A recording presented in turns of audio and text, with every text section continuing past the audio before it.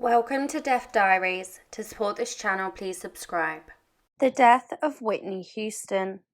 What led to Whitney Houston's demise has remained a lingering question for over a decade. Her passing, officially attributed to drowning, was marked by the presence of water in her lungs, though the exact circumstances leading to this tragedy remain shrouded in mystery. Whitney Houston, often referred to as The Voice, was born on the 9th of August 1963 in Newark, New Jersey. Her remarkable journey in the music industry began at the age of 19 when she signed with Arista Records under the guidance of Clive Davis, who became both her mentor and close confidant. Her first two albums, Whitney Houston and Whitney, soared to the top of the Billboard 200 charts, solidifying her status as one of the best-selling artists of all time. With a staggering 200 million records sold worldwide, Whitney Houston achieved the extraordinary feat of having 7 consecutive #1 singles on the Billboard Hot 100, a testament to her unmatched talent. Her accolades include 2 Emmys, 6 Grammys, and an astounding 28 Guinness World Records. Houston made her grand entrance into the world of cinema with her role in the 1992 blockbuster film The Bodyguard, a performance that earned her a Grammy for the Record of the Year with the iconic song I Will Always Love You from the film's soundtrack. This track also holds the distinction of being the best-selling physical single by a female artist in music history. Her artistic prowess extended to film production as well, notably with Cinderella in 1997, where she portrayed the fairy godmother. Tragically, after nearly 4 decades in the limelight, Whitney Houston's life came to an untimely end on February the 11th, 2012, when she was only 48 years old. The lingering question remains, what were the circumstances surrounding Whitney Houston's death, and what led to her passing? We delve deeper into the details of her demise to understand the loss that the entertainment world has suffered. Whitney Houston's demise unfolded on the 11th of February 2012 at the Beverly Hilton Hotel in Beverly Hills, California, and she was at the age of 48. Her publicist, Kristen Foster, confirmed this heartbreaking news a mere few hours before her scheduled performance at Clive Davis's annual pre-Grammys gathering at Beverly Hilton Hotel. Beverly Hills Police Lieutenant Mark Rosen provided insight into the incident, stating, "I can confirm that Whitney Houston was pronounced dead at 3:55 p.m. at the Beverly Hilton Hotel. We received a call at 3:43 p.m. from hotel security, and Beverly Hills Fire and Police responded minutes later. Someone in her entourage found her unresponsive in her room. It's unclear who notified hotel staff because she has quite an entourage here at the hotel. We attempted to resuscitate her to no avail."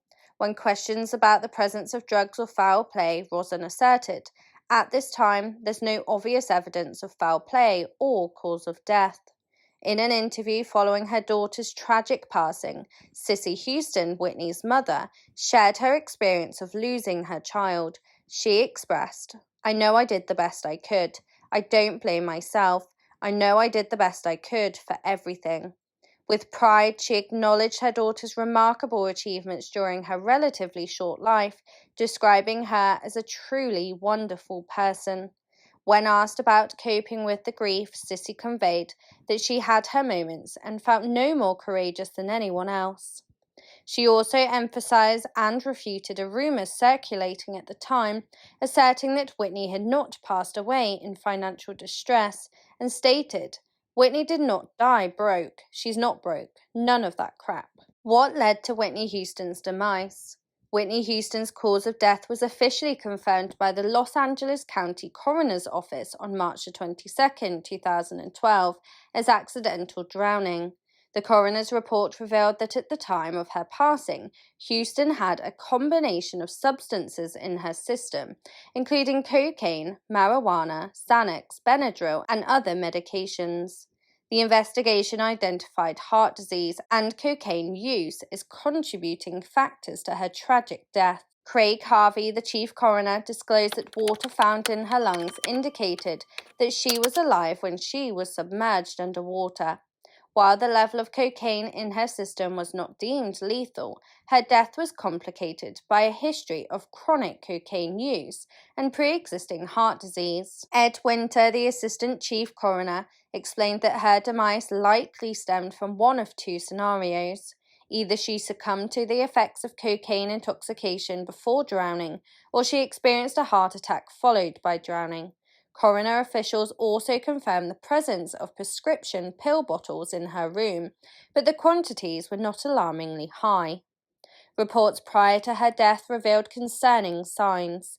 3 days before her passing at the Beverly Hilton Hotel, Houston appeared disorientated and like she was on something, with witnesses noting her disheveled appearance, mismatched clothing, wet and sweaty hair. The day after, during rehearsals for Clive Davis's pre-Grammy event, she exhibited signs of alcohol and cigarette use, displaying erratic behavior such as talking wildly while conversing with fellow singers Brandy and Monica and aimlessly wandering around the lobby. Sources reported that Houston displayed physical symptoms like constant nose twitching and indecision about her clothing choices for the party. She was also observed to have shaky vocals during a duet with Kelly Price at another pre-Grammys event, and there were reports of confrontations, including one with singer Stacey Francis, as Houston did not recognize her. Whitney Houston had been candid about her struggles with substance abuse in her 2019 memoir, A Song for You, My Life with Whitney Houston. Her close friend Robin Crawford revealed that Houston had first experimented with cocaine at the early age of 14 and often expressed her desire to quit, stating, "Cocaine can't go where we're going." However, she found it difficult to completely break free from it. Houston's mother shared in her 2013 biography, Remembering Whitney, My Story of Love, Loss, and the Night the Music Stopped, that she became aware of her daughter's drug issues, expressing concerns about her partying and weight loss.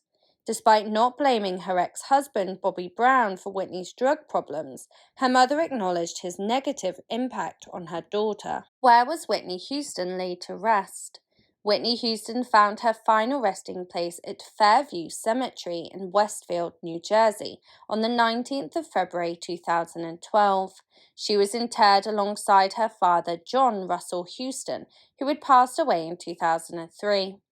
As Houston's body arrived at the cemetery, devoted fans lined the streets around the entrance, showering rose petals and shouting heartfelt tributes such as, "We love you, Whitney." A procession accompanied her gold hearse, featuring police motorcycles, 3 gold limousines, a substantial black SUV, 3 black limousines, and 5 cars. Tragically, Whitney Houston's daughter, Bobby Christina Brown, who passed away on the 26th of July 2015 at the age of 22, was also laid to rest in the same cemetery. She was buried next to her mother on the 3rd of August 2015.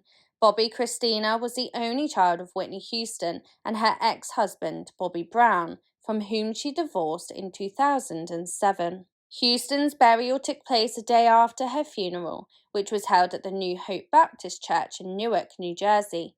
This church held sentimental value for Whitney, as she had been a member of its choir as a child.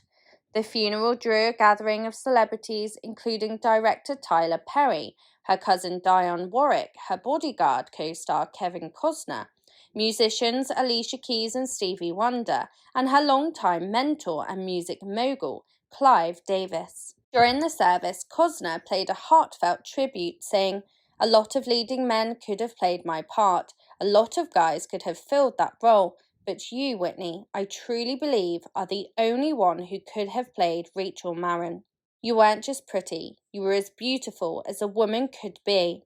People didn't just like you. They loved you." Pastor Marvin, a close family friend, delivered the eulogy, involving members of their family in a poignant altar performance of their gospel song, "Tomorrow." The 4-hour service concluded with a recording of Whitney Houston's iconic I Will Always Love You, playing as her casket was solemnly carried out of the church.